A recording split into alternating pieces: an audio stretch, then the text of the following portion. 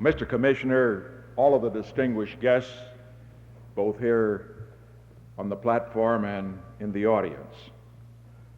This is a very special evening for me because, first, I am glad to be in Canton and to see so many friends in this very friendly city.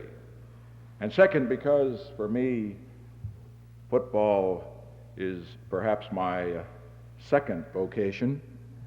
It is true, as was mentioned a few moments ago, that I not only said that I would like to have the commissioner's job. Would you like to have mine? But I also have said, since we have made an award tonight to Joe King, that if I had my life to live over again, I'd like to be a sports writer or a sportscaster. The trouble is I can never make the deadlines.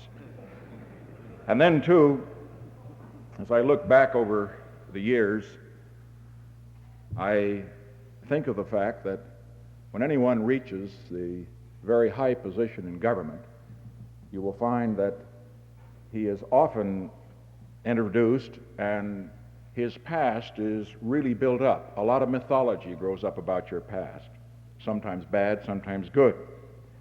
One bit of mythology I want to put to rest tonight was with regard to my own reason for being so interested in football, something that I guess is rather generally known across the country. The late Harry Wismer, who was a sportscaster in Washington and later went on to New York, once introduced me when I was vice president, and he really got carried away. He said, "I want to introduce the vice president of the United States, a great football fan, a former All-American." Well, now, I really want to tell the truth about that particular matter. I really wasn't an All-American. I didn't even make the team at Whittier. I do want to say, though, that as I listened tonight to this program, my memories were carried back through the years to the games I have read about through the years, and I read about all of those who I have not had the opportunity to see, either on television or in person, and also the games I have seen. And just to correct the record on a couple of things, and I would very much hesitate to try to correct Kyle Rote because he always has the last word. He is a sportscaster, you know, and he'll get back. But somebody asked me, Frank Gifford did a moment ago when I was being interviewed prior to coming over here for our program tomorrow on ABC, as to what team a president of the United States is for. And I said, he's for whatever team he's in, whatever town he's in. That means, of course, that if I'm in Los Angeles, I'm for the Rams, or in Washington, where I presently live, for the Redskins. But speaking for the Redskins, and also commenting upon the Giants, because I did live in New York for a while, Kyle, I saw those Giants play many times. And anybody who's in New York City and follows the Giants, and I was there in the period before the Jets came along, they did have a great defensive team with Andy Robustelli, a magnificent defensive end, as has already been mentioned. But don't say that they didn't have also a good offensive team. After all, I remember Y.A. Tittle when he was throwing passes to Del Schaffner and to Frank Gifford, and Frank Gifford also running. That was a pretty good offensive team, don't you think so, Kyle? And so we also can remember the Washington Redskins, and that allows me to comment on a very great pro who lives here in Canton, Marion Motley. I remember when we were rooting for the Washington Redskins back in the 50s, that it always seemed that the Cleveland Browns had a great fullback that would tear us to pieces. You can see I'm a partisan, tear us to pieces. And Marion Motley was that fullback, year after year after year. And then we got the good news, Marion Motley's retiring. Next year will be for us. Then the next year, Jim Brown came along, and he tore right up the same holes that Marion Motley used to go through. And we remembered that through those years, these great fullbacks from Cleveland, and they left memories which I must say were somewhat envious, but also with a great deal of respect. I think, too, of the fact that tonight, as I was reading over the various biographies of the players, that Bruiser Kennard was referring to as a man who played in the era when he went both ways. That impressed me. I couldn't even go one way. But I think of him, and I saw him here tonight, and I shook hands with him, and I realized he probably could handle an assignment on some teams I've seen, even at the present time. But just let me say this about professional football before turning to the subject I particularly think should be touched upon briefly tonight in the position that I represent, speaking for all of the Americans who are football fans and all who want to pay their respects to this Hall of Fame. We have honored tonight a number of players, and we've also honored a very great coach, Vince Lombardi. And no one could add to the eloquence of Wellington Mara. We think of Vince Lombardi and what he meant to his teams in, of course, New York, and then at Green Bay, and finally in Washington. We also think of what he meant to America. And we are reminded of what coaches generally have meant to each of us who happen to have gone out for football, for those who made the team and really became All-Americans, great players, great stars in the Hall of Fame. And for the many more, like myself, who went out, we tried, we sat on the bench or ran the opponent's plays. I knew the opponent's plays better than I knew our own, I can assure you.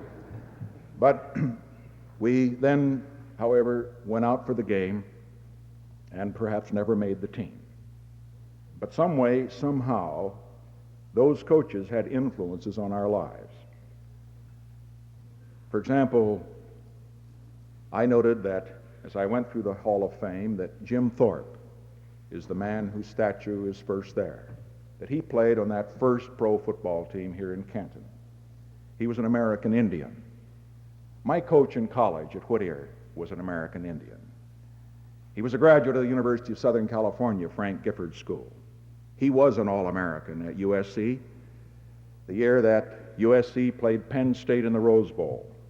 I'm not going to tell you who won that game. I have enough trouble in Penn State already by naming Texas #1. But Chief Newman, my coach, an American Indian, produced some very fine teams at that small little college in Whittier. We won a lot of games. But he also left a legacy to all of those who came in contact with him that stayed with us and meant something to us the rest of our lives. We were better men because we knew him, because of what we taught us. He was a hard driver. He was a great disciplinarian. There was no permissiveness as far as he was concerned.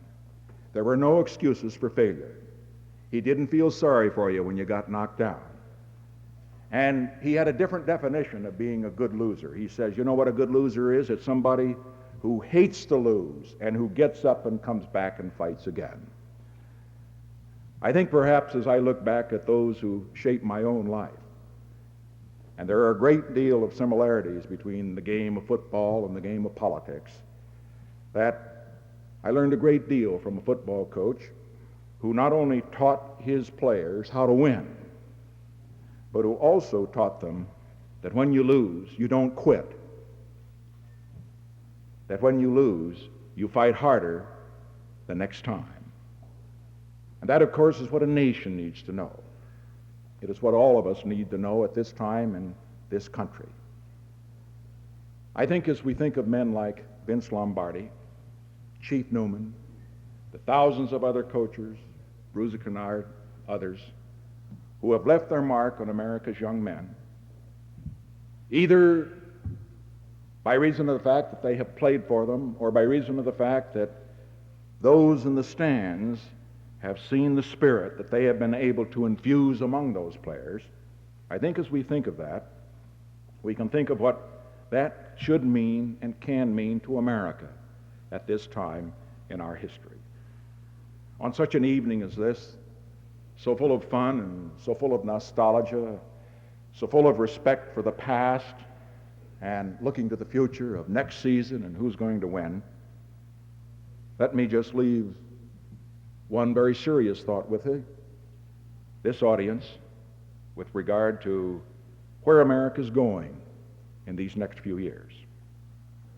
We are entering what I believe is going to be an era of peace for America. I hope it will be, and I believe there is the better chance than at any time in this century that it will be peace for a whole generation, something we haven't had in this century. We are ending a war in which we're presently engaged, ending it in a way that will contribute to a lasting peace. I am making a journey to a country in which 1/4 of the people in the world live, making that journey not so much because it will affect my generation, although it may, but because as I look to the generations in the future, we cannot have peace in this world and have 1/4 of the people in the world isolated from the world community. We must know them. They must know us. And that is why that journey for peace is being undertaken. But having undertaken that journey and looking around the world, and with the prediction, or at least the hope that this prediction may come true, that we are entering an era of peace for our generation and perhaps the next generation, so that these young people, the sons and daughters of those in the Hall of Fame, can enjoy that peace. Let us recognize that that does not mean that it is a time when it's going to be easy for us, when we can rest on our oars. Because what peace then means is, what do we do with it?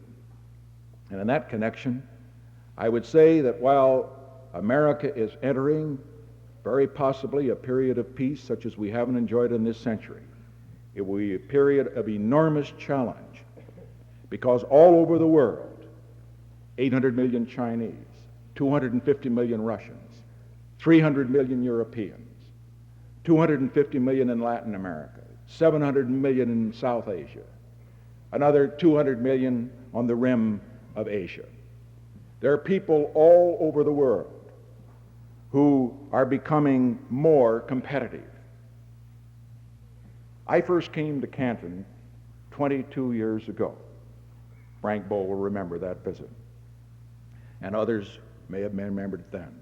I was a congressman at the time, and at that time, Americans could look at the world and say, we're number one, without any question.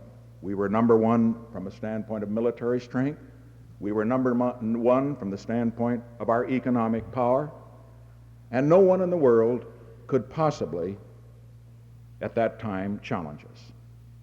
At the present time, the United States is still the strongest nation in the world, and we're still the richest nation in the world. But we must remember that in those past 21 years, we have the nations of Western Europe completely recovered from World War II, competing with us. We have the potential competition of 800 million in China and all of these other nations that I have mentioned. The competition from Japan, the competition from the Soviet Union. This, however, should not be considered by Americans to be simply a problem that we wish would go away. What it reminds us simply is this fact.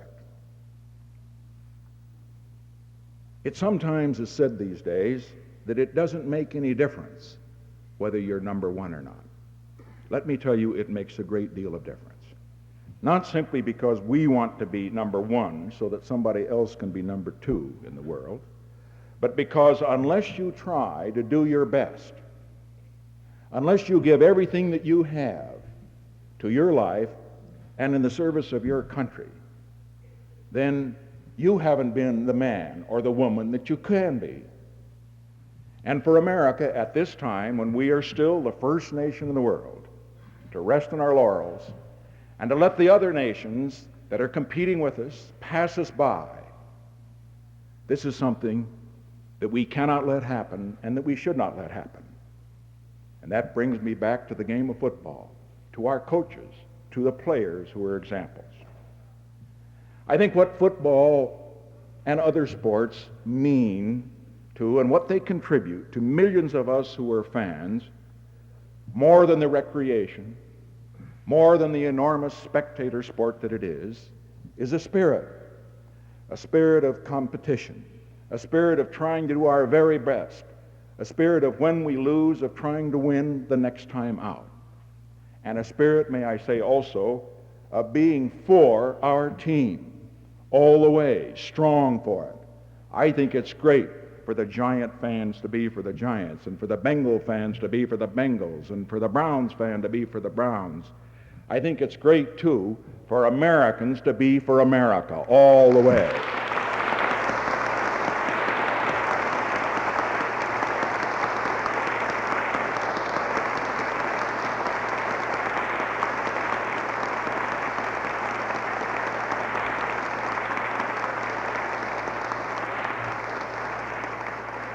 And so if we learn from football to be for our team, for our town, for our country, then that's a good thing.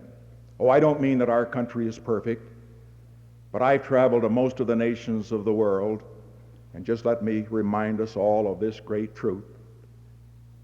Go anyplace else, you will enjoy it, but you will, when you come back to America, say, I'm glad that I'm an American. Because in no nation of the world is there more opportunity. In no nation of the world is there more freedom. In no nation in the world are there better jobs at better wages, a better income, a better life than in America. Oh, there's a lot of things to improve about it. But the greatness of this country is that we have a system in which, where we don't like what we find, we can change it and we can improve it. And so I would leave this final passing thought with you tonight on my first visit, and I hope not my last, to this Hall of Fame. In the spirit of American football at its best, let's always try to be number one, because we owe it to ourselves, we owe it to our country. Second, in the spirit of American football, let's be for our team, let's be for our country. And as we look at this country, when we hear people say, America is an ugly country, let's stand up and answer. Let's say, this is a beautiful country. And the glory of it is that we have the great opportunity to make it even more beautiful in the years to come.